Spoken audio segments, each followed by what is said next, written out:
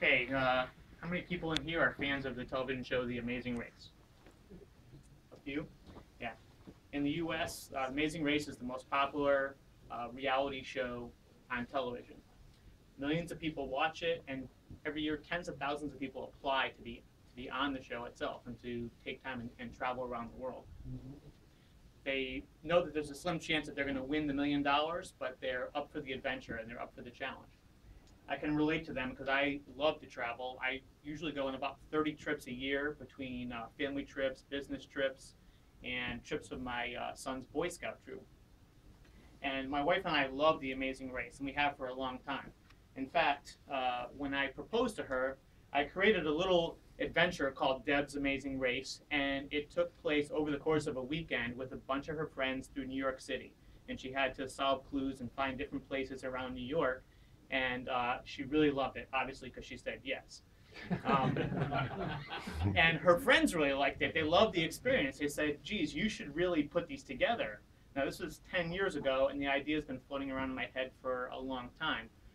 So when I started learning Windows Phone development, I kind of put 2 and 2 together and said, here's something I can actually do on the phone.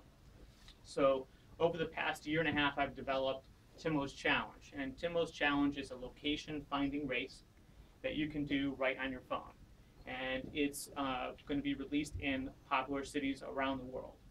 It's really fun, and it's accessible. People can, as I said, do it right from their phone, and it's affordable. As much as I like traveling, I like making money a lot more. I can't help it, I'm American. So I knew I needed, when I started putting an investment into this, that I needed to have a goal, and I needed to have a plan of how I was going to make my investment back.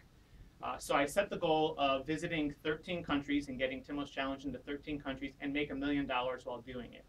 And my plan was in 3 different phases. The first phase was to create a viable product.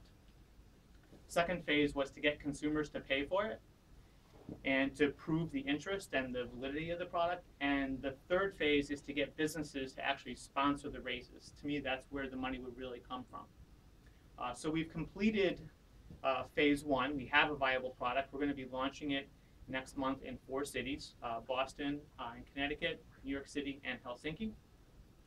And it will have a practice run so people can learn the mechanics of the game, a practice version, and a full price version for $5.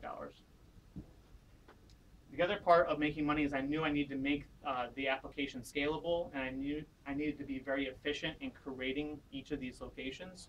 So I have another application that I developed early on called Capture.